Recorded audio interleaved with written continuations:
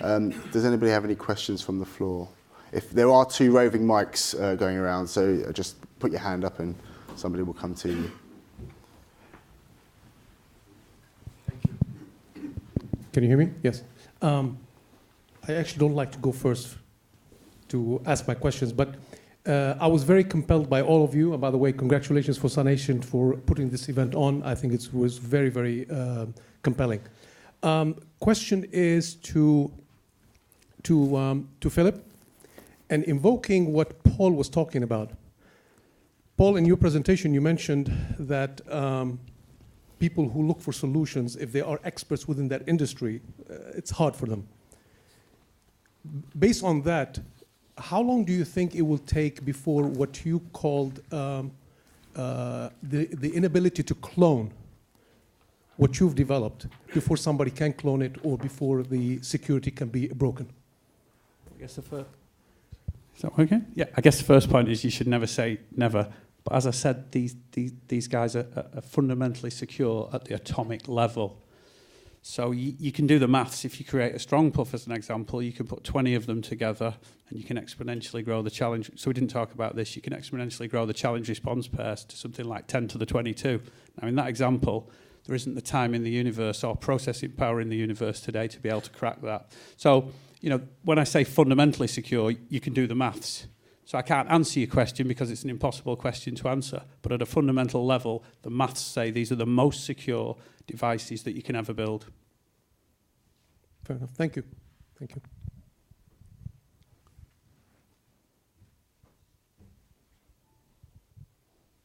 Hi. Having read the press a little bit about some of the companies speaking today, I saw that D-Wave have open sourced some of their software platform just this month. Kind of between all of you, how do you see the kind of software sort of platform ecosystem around quantum computers taking shape in the next few years? What's going to be proprietary? What's going to be open source? What are people going to build in-house? What are they going to want to buy in? That's a great question. We are, in fact, moving to a platform model. So the idea is that D-Wave will provide quantum computing resources in the cloud and tools that people can develop applications on. And we can provide those resources to people at very low cost in return for D-Wave participating in the revenue streams of the products and services they create. So that is exactly in our roadmap. And the release of the software was just the first stage of that. The greatest focus we'll be placing is on machine learning applications, because when you look at optimization as a use case and sampling as a use case, we can make more efficient use of the chip today in the sampling mode. And the sampling operation is the core computational bottleneck in training deep learning models, which is a multi-billion-dollar industry. So that'll be the focus, and it will be a quantum platform play. Paul, have you got that? I was just going to say, yeah, that's a great question, and it's one of the core questions about how the industry is unfolding. And I think you're going to see a mix of open source software and proprietary software. There's a huge amount of room in the ecosystem for fine-tuning the performance and fine-tuning the application. And so there's always going to be an open source layer. There's also going to be potential other layers that people want to put in there to meet different objectives. Switch question at the back. I believe I've read that quantum computation in particular is really great at factoring very large numbers, which our encryption is based around. How long, and I guess this is a question for Dr. Williams, how long before there'll be one or two players in the market who can break any current financial encryption? So the D-Wave machine is not currently a universal quantum computer, so we can't run Shor's algorithm. We can factor numbers using a different algorithm, which is basically inverse multiplication. And by making use of the new features in our new chip, which is a 2,000 qubit chip coming out soon, like very soon, so watch the news tomorrow, we got a 1,000 times speed up in applying factoring using our method. In terms of people running Shor's algorithm to factor, that's a considerable challenge, because if you look at the overhead with error correction that gate model implementations of Shor's algorithms currently need, It's currently substantial, like millions of qubits potentially. So it's probably going to take, I would say 5-10 years likely to get something that could factor an interesting number. If there's a surprise, such as Microsoft maybe they can accelerate their topological quantum computer, which doesn't need the error correction overhead. Maybe it could go even faster. Maybe we come up with more clever quantum error correction schemes that could bring that 10-year horizon in. But something of the order of 5 to 10 years, I would think. And I guess again, that's a core question, and well researched and well asked. That's a very well known problem, and I don't mean to be pedantic. I mean to say it's a very well known problem, and there's a lot of energy going into making sure that the world is safe before quantum computers are unleashed upon it. And if you do a little bit of research, you can probably figure out what I'm talking about, but I won't say it outside of the United States. I think we had a question at the back first. And then Rex Rich-Marty here. Hello. Rex Rich-Marty here. I'm the commercial director of an organization that we host, amongst other things, banking events, but cybersecurity is one of them. And overall, even at the World Economic Forum, something that's cropped up from one of my former panelists was the questions of ethics. Now, who decides the rules? What's good and what's bad? It's no use saying like you can do this and you can do that, because ultimately, at the same time, it can be used for something that can be detrimental to a part of society, a group of people. And considering how divisive this world has become, very dichotomized, or multichotomized, if you must, even within a nation, and the struggles that are going within the other nations. So the question of ethics is how are they decided? Second, the nature of questions. Is it a case of managing expectations as per with any other invention? Thank you. So from my point of view, that the quantum computer is another kind of computational device. There's many kinds of computers been invented, specialized to do different kinds of applications. So as far as I'm aware, there's no sort of ethical control issue in terms of applying quantum computers to cryptographic code breaking. There are certainly legal issues.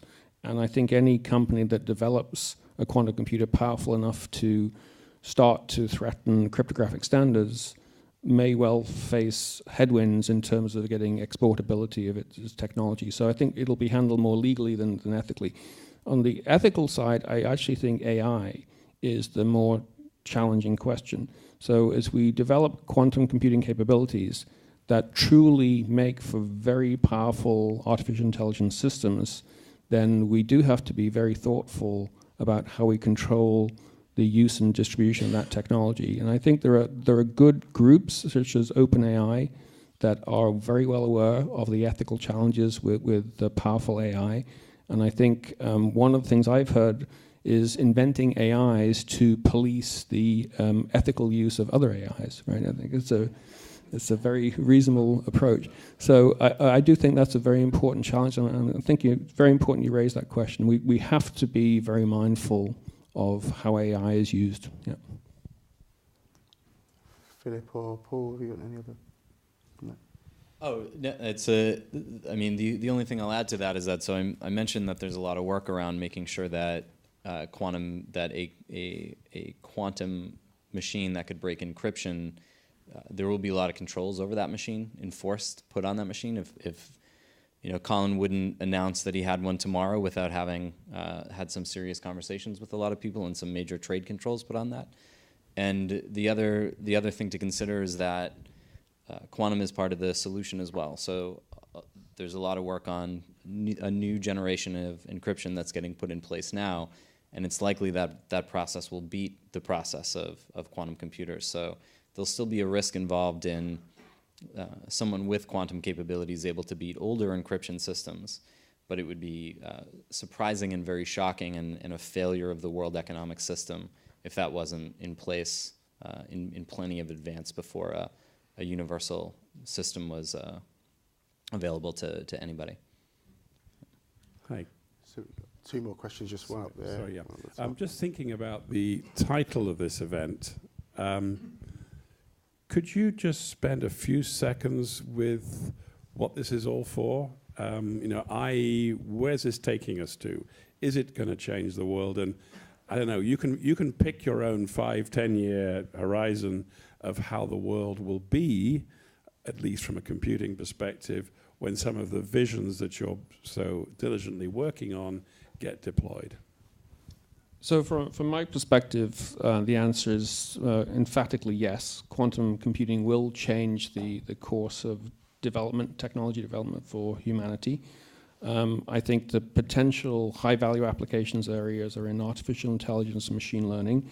We are beginning to see the signature of advantages in machine learning that lets you, in particular, accelerate a class of machine learning called unsupervised learning. So this is a very challenging problem. You simply give data, raw data, to a computer, and it starts to discover features in the data and then builds features on top of those features and starts to basically understand the data at a very deep level automatically. Hugely powerful. I think that in other fields, quantum computing is going to affect things like quantum simulation and quantum chemistry. With quantum simulation, you could potentially accelerate the design of quantum electronic devices that would be beyond the reach of supercomputers. With quantum chemistry, you have the potential to design drugs, like small molecules that will fight cancer or something. We actually have a company, one of the ecosystem companies around the D-Wave machine called DNA-seq. They've already discovered a class of kinase inhibitors, which are drugs for fighting certain kinds of cancers. And these kinase inhibitors are actually, the original ones are coming to the end of their patent lifetime. So the drug companies are very incentivized to find new drugs to replace them. So this is extremely very timely, and this company has potential to go from basically zero valuation to $1 billion valuation in an incredibly short space of time.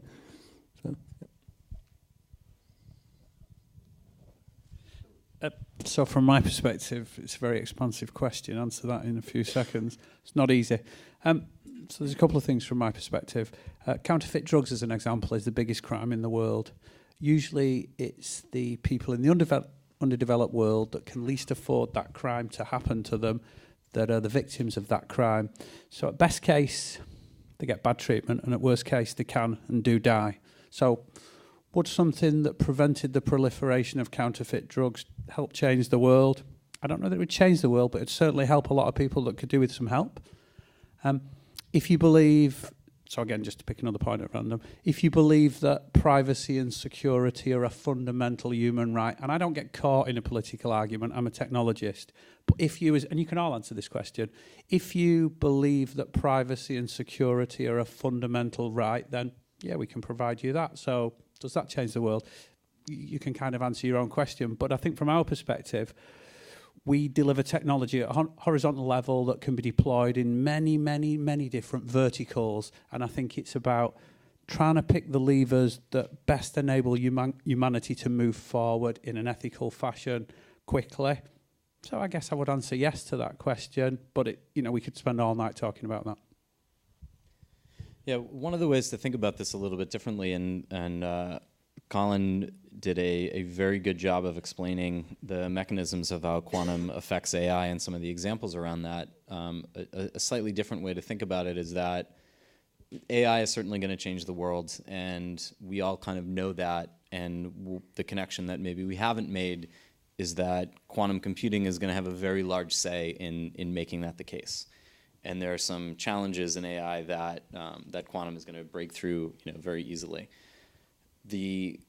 So all of the challenges associated with that in terms of all the capabilities that we'll have, drug discovery, scientific discovery, those are all wonderful. All the potential downsides that we have in terms of shifting geographic locations of power and some political disruptions, I think we can anticipate those as well. The thing that I'm particularly excited about is in talking to people around in things like drug discovery and in biotech and in modeling biological systems. That's an area of just extraordinary and enormous complexity with millions and millions of variables, and those are the types of problems that quantum computing has us on the path of being able to really solve. So a lot of what we've seen in information technologies over the last 20 years is that the capabilities that have flown into the market have kind of outpaced our expectations about what we need, and there's constantly a young generation who are doing things with communications that we think, why do they even need that? And sure enough, it turns out to be, some of it's very interesting.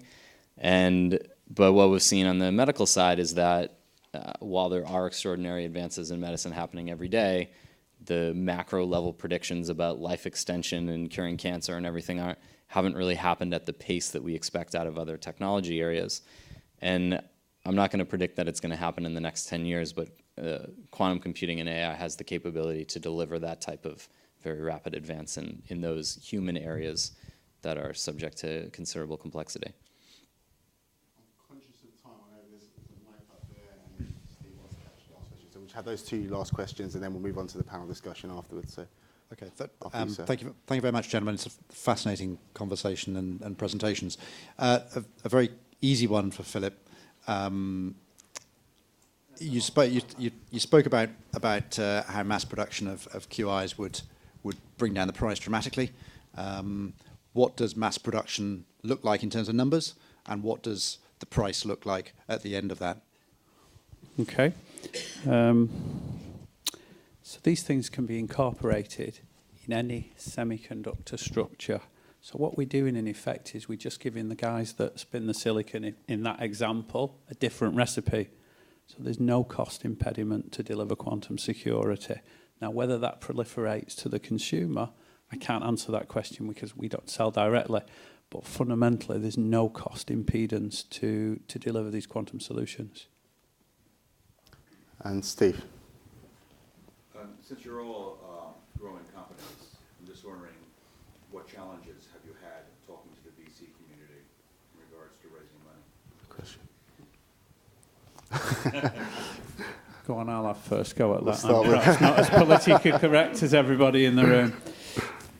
So the first thing to say is some VCs are great. Now, having said that, what other industry in the world gets 8 out of 10 wrong, says we're really crap, but we're still going to do it the same way? So, okay, that's kind of controversial, but you make your own minds up. You're all big lads, So there are some good ones, There are some good ones, but there are some not so good as well, aren't there? So we've been very fortunate. I'm very happy with the VC we have. We have Draper Fisher Jurvetson, Goldman Sachs, Harrison Harris, Incutel, Business Development Bank of Canada. So a lot of really good venture capitalists. We also have a lot of very good angels. So Jeff Bezos, founder of Amazon, invested in D-Wave too.